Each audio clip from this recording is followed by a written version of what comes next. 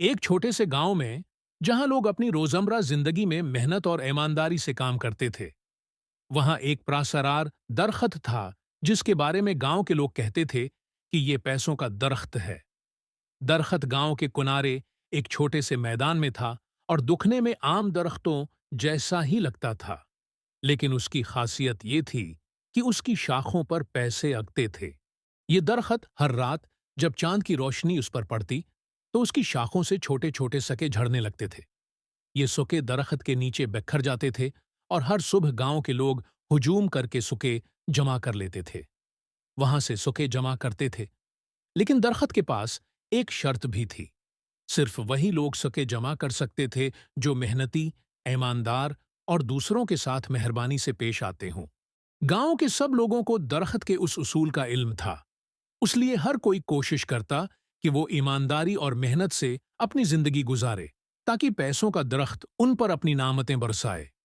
اس کے باوجود کچھ لالچی لوگ بھی تھے جو رات میں چوری چھپے سکے چننے کی کوشش کرتے، مگر جیسے ہی وہ درخت کے قریب پہنچتے، درخت کی شاخیں سکڑ جاتی تھیں اور ان کے لیے کچھ بھی حاصل کرنا ناممکن ہو جاتا تھا۔ ایک دن ننھے علی نے درخت کے بارے میں اپنے دادا سے کہانی سنی اور اس نے وعدہ کیا کہ وہ ہمیشہ محنتی اور ایماندار رہے گا۔ اگلی صبح جب علی درخت کے پاس گیا تو اس نے دیکھا کہ درخت کی شاخیں چمک رہی ہیں اور اس کے نیچے بے شمار سکے پڑے ہیں۔ علی نے کچھ سکے لیے اور باقی لوگوں میں بانٹ دیے۔ گاؤں والوں نے علی کی سخاوت اور ایمانداری کی بہت تعریف کی۔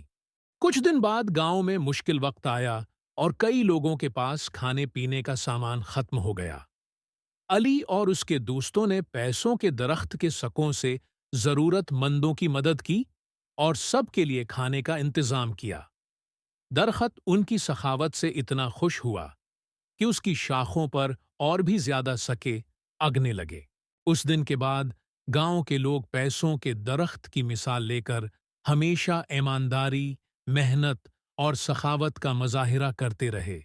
درخت بھی اپنی برکتیں ان لوگوں پر ہمیشہ نچھاور کرتا رہا جو دوسروں کے لیے محبت اور خیر خواہی کا جذبہ رکھتے تھے۔